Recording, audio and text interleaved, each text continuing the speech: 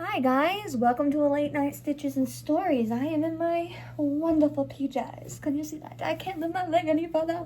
Settle! I am in PJs and I am chilling. It is stormy outside and it has been a day, guys. So we have a guest in here today, so you might see Trixie make an appearance. She's a black Pomeranian. She's hanging out with me because it's storming and she's scared of storms. She's totally fine. But we are going to do a review on X Marks the Spot. I know, this one's been a while coming, guys, and I apologize. I read this summer. I got behind on videos, and I have two of these here. I just haven't been able to keep up with it, I guess. But I'm going to be posting whenever I possibly can, so hopefully we'll get back into that. And I'm debating on what to do with the books I've won from Goodreads, because I did a poll on Facebook, and a lot of people said I should give them. After I read them, I should give them to people, especially since have just recently gone through my library collection of books and I reorganized them, and now I'm being picky what goes into them. And so I'm going to be giving away some of them, but I think I'm going to do it as like a end of the year Stitches and Stories box. And what we'll do is I'll put together like some crafting stuff and some of the books that I won for you guys, and you guys can all enter that giveaway at the end of the year, I think. And we'll probably do it by age. We'll probably have some by kids, some for teenagers, some for adults, and do like one for each genre. Get my hair down. It's been up for a while. Can you tell? It's crazy. There's so much stuff in it right now, and it is psychotically nuts, but that's all right. We'll just pull the bangs back for now. So we are going to work on this little scarf that I'm working on. It's Y2K style, so it's a thinner scarf, and it's only 20 stitches in width, and there is this one messed up kind of stitch here, but it's because I had to thread the yarn and switch to a new scheme, and so there's one little stitch that's messed up, but that's it.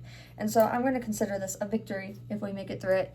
So our book that we're going to review is X Marks the Spot by Gloria Chao. I hope that's how you pronounce that. It is CHAO. It is YA and coming of age fiction, 384 pages. I actually really enjoyed this book. It had been on my wish list for a while, and it came up for sale on a sale thing, and I was like, I have it, I'm gonna get it. So, because I had a Amazon gift card sitting there, I use Fetch to scan my receipts, and then I turn all my points in for Amazon gift cards, and then I use it to get books. So anyway, I managed to grab this one, and this one did not disappoint. It was published in 2024. I have no idea when I started this, but I finished it July 7th of 25. And I know that it was like a week before that I had started it, so we're probably looking at like July 1st. Themes in here are multi-generational secrets, discovering family's truths and ties, and self-discovery. It is enemies to lovers with a family feud aspect and discovery of culture. Both of our main characters are Asian American. Their grandfathers immigrated to America, and they were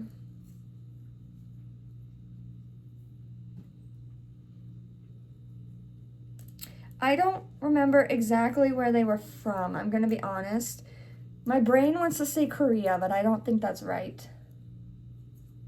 Okay, so they immigrated to America, though, and they grew up in there, and they were friends/rivals as kids, and they had a crush on each other, and then they started dating as preteens, and they were just so different. She is very put together, very much a perfectionist. He is a fun-loving, spur-of-the-moment kind of guy. And he starts this thing that they call the TARPs. That's what it stands for. Like, it's TRAP. No, that's trap. TARP, TARP. And so they call it that.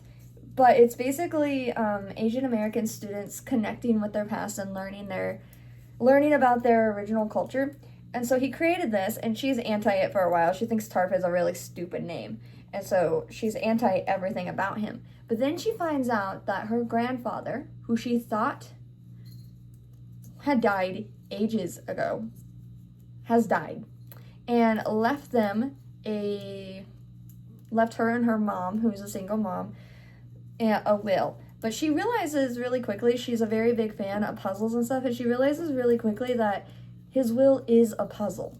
And so she has to get across the ocean back to Asia to discover the rest of this puzzle. And so she reluctantly joins the Tarpers. What, Trixie? Come here, baby. Okay. She reluctantly joins the Tarpers and goes across the ocean to discover all this stuff. While doing so, they both discover things about their family, because they don't know why their families hate each other. They just know that they do. Okay? This is like a Montague and Capulet situation, kind of. Like, they were friends, then they were lovers, now they're enemies, okay? And he doesn't understand why they are enemies, he just knows that they are. And she is enemies with him over a really dumb thing that happened when they were kids. He ruined one of their science projects with a dog. That's the best way to explain it. It was a cardboard dog, and he ruined their science project, and she never got over it. And so they're enemies, and then they find out that their parents are enemies, and they don't understand why their parents are enemies. And when they ask about it, all they are told by both sides is that their parents, that their grandfathers were business partners, and that the other took everything away from the other. They both believe that the other one's grandfather took everything away from them when the business partners split. All right, it is important to note here for the story that the parents call them business partners, but other people in the story just call them partners. I think it's a very obvious connection that you can make in your brain, but if I mention it exactly, then it's a spoiler. But I'm sure if you know words, word puzzles, and wordplay, you can make the connection of one of the secrets that they discover there, okay? They discover a lot of things about their actual culture, about both of their grandparents' lives. They go on this treasure hunt, so a scavenger hunt set up for them by her grandfather, and it is set up for them. Like, one of the clues is that she has to have the other family's son to help her. She has to have someone from that family because she has to have information from both sides in order to get all the puzzles. They find long-lost family members that they didn't know exist. She finds her grandmother. She didn't know anything about her grandmother. Her mom just knows that her grandmother up and left one day. They stumble upon her. She tells them a lot of secrets, and there's connections made there. One of my favorite quotes from here is, "Sometimes the simplest answers are the best ones." This is about young love. And these two started dating when they were 14, and then everything went downhill really fast. And now they just graduated high school, so now they're 18. But it's still really young love-ish, and there's a reason it's YA. It is handled in a YA manner, and it's good to have a YA book every once in a while, because I prefer YA over adult books. I'm not going to lie. I like characters who are my age, who are in their 30s, but YA romances are just handled in such a more classy way, I guess. It's more about the emotional bonds and less about the physical bonds. And as someone who very much puts an emphasis on the emotional bonds in her life, those kind of love stories are the ones I really like, and picking this one up was it was really good. I just needed this recharge, this reset kind of thing. Some of them are in poverty, some of them are not. She grew up in poverty, he grew up pretty wealthy, all right? So there's this big divide there, and that's why she doesn't understand why his family thinks that her family took all the money. However, she discovers, not really a spoiler, this is told like right at the beginning of the book, she discovers that her mom, first of all, lied to her that her grandpa died a long time ago when he was alive, and second of all, ran away because of her teen pregnancy, and she thought that her dad would not be okay with it and would disown them. Turns out that's not true. He wouldn't have, and I can't go further into that because, again, spoilers for puzzles. Okay, this is a very puzzle-based book. Think Dora the Explorer meets Crazy Rich Asians in a sense, okay? it's very adventure based, but it's also very romance based, and it's not adventure based in the way that like Journey to the Center of the Earth or Indiana Jones or The Mummy or any of that is. It's they're exploring, but it's urban exploration. Okay, the things that they discover, the landmarks they are led to, some of them are very old, but they are still populated by humanity today. Like, we still use them. They're led to a tea garden, a tea house. They're led to a little lake. They're led to a mausoleum. They're led to a museum, okay? But all of them interconnect really well and show parts of the culture. And basically what happens is they start seeing through these clues their grandfather's stories come to life. They start living their grandfather's stories, and they start understanding more of who they are and where they came from, and secrets that were buried in their family, things that their family never talked about. Like in his case, they never mentioned her grandfather, and then he realizes why they never mentioned it, and then he feels awful that his family treated hers like that, and then she discovers that her own family cut ties with him, and at the end he was a really lonely man, and it hurts their hearts to realize how neglected he had become. There's an obvious secret about the grandpas. Kind of talked about that. I said kind of a spoiler, but obvious if you keep the wordplay theme in mind. It deals with child abandonment.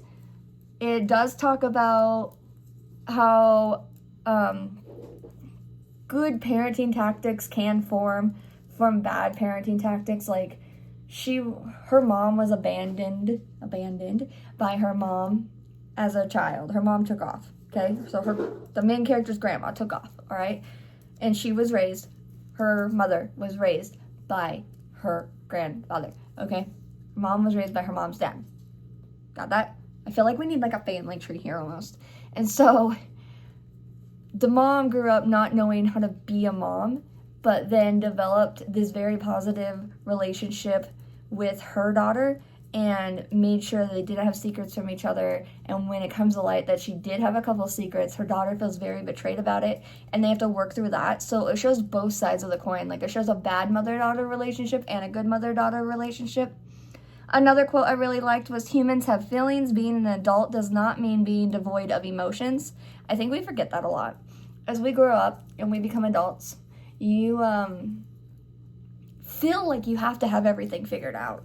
Like, you have to know everything. You have to be confident in everyday life. You're not allowed to feel sad. You're not allowed to feel overwhelmed. You have to have everything together 24/7. And we really push that on a lot of people, but that's not what being an adult is. You don't suddenly just switch off the emotion switch. You still have those emotions. You just learn to push through. And so it touches on that. We talked about different parent-childhood relationships. It doesn't just apply to the mom and daughter. It applies to other ones as well, like father-son. He talks about his relationship with his dad. It's about learning to be an adult, finding connections to your ancestors. It has a very sweet ending, very HEA, which is happily ever after type of ending. It is YA, obviously. I think that says do-overs. I scribbled out the end of this word, so I think it means do-overs. I probably wrote it really close to the end and wrote it really fast, because it does have to do with second chance romance. It's enemies to lovers' second chance, okay? Lost love leads to new love. The language in this book was definitely made for teens, all right? It is not explicit. It's not too over-the-top showy. It's very much how teenagers talk. It's common words and slang, okay? It was interesting, the fact... Here we go. Now we're getting where she was from. See, I knew I should have wrote it up further. It was interesting having the fact that we had an FMC, a female main character, who didn't know Mandarin, okay? But everyone else around her in this little group knew Mandarin. She wasn't raised to know it. Her mom didn't teach it to her, even though her mom knew it. And so the words that the author throws in there that are Mandarin immediately get explained because our main character doesn't know them. And so she'll be like, I have no idea what you're talking about. And then they translate it for you. And that is a really good way to do this. I mentioned a couple reviews back in Crazy Rich Asians. In book 2, I got distracted by all the translations and the footnote style. It was because it would just be like, they would say a word in Mandarin and then there'd be like a parenthesis or a footnote that says this word means this, right? And I found it really distracting. In here, they would say a word in Mandarin and your main character would be like, huh? What are you talking about? And they'd be like, oh, I forgot you don't know. And then they'd explain it. And it feels more natural and it doesn't disrupt from the story. So I did really like that. I would have liked more character development for the other TARPers, the other kids that are in the TARP program. They all become really good friends by the end of it. By the end of the book, but we don't really get to see their personal stories, and I would have liked to see a little bit more in depth into them. They were side characters, okay, so that's part of it, but like she became really close to one of them and she was almost dating another, and I feel like we could have got a little bit more glance into that. But maybe Chow has plans. Maybe she will write more books related to those characters, or maybe not. Maybe they'll just remain side characters. That is a bad habit that authors have, okay? Not that they remain side characters. Me, as an author, we have a bad habit where we write a book and then suddenly we want to know a side character story and then a whole new book develops. And so that could just be my author brain saying, hey, tell me more about this character. This character looks interesting. All right? But it didn't actually hurt the story at all. Me personally, think that it would have been cool because by the end of the book, there were like 7 or 8 TARPers on this quest. By the end of the book, I knew 4 of their names. Okay? Like, they mentioned their names several times throughout it, but I knew 4 of them by name because we are our 2 main ones, and then the boy that she was kinda sorta almost dating, kinda sorta, he wanted to, she was kinda just going with it because he fueled her hatred for the other guy, and then the girl who became her best friend, all right? So when I went to fill out our little essay questions, it said, what did you think of the book? What will you take away from it? It was a good book. It shows that it's never too late to get to know your ancestors and that even your parents have secrets. Everyone has secrets. Everyone is trying to do their best out here with what they know, and they just want to protect each other. Family members do. What was the aim of the book and how well did the author fulfill it? I said the aim is to show the value of family and love and ancestral connections. Would you recommend it? Trixie, why are you freaking out? You want to come here? Come here? Okay, come here. Yeah, I put this down. I hold you. My mama, guys. Come here. Yeah, come here, baby girls. Yeah, these are my Twixie. All right. So, why are your feet wet? I'm not going to ask. So, would you recommend this book to others? Who is the target audience? Yeah, YA, romance, adventure lovers would be the target audience. It's definitely meant for teens, but I liked it. As I said though, I love YA books. That's my genre that I write, and that's one of the genres I love reading, so. 1-sentence book review. I can't sum this up in 1 sentence, guys. Sorry. I just can't. So when I put it on our little wheel, you good there? I put, enjoyment was at a 3, and that's just because some parts lagged on, but it was average. Like, 3 is an average rating, so, I mean, enjoyment's at a 3, settings at a 5, so much description, readability's at a 5, plots at a 4, characters at a 4, because the TARPers could have been more developed, writing's at a 5. So when I added it all up and divided it by 6, we got 4.3, which rounds down to a solid 4 stars. And so X Marks the Spot by Gloria Chow is sitting at a solid 4 stars, and I will link that in the descriptions below if you guys would like it. And then the next book that we will be reviewing next time is The Seer by Liliana Shadowlin.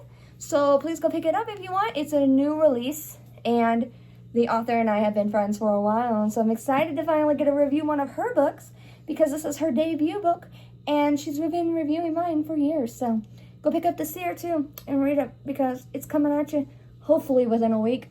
We shall see. Bye, souls. Stay awesome and rock this week.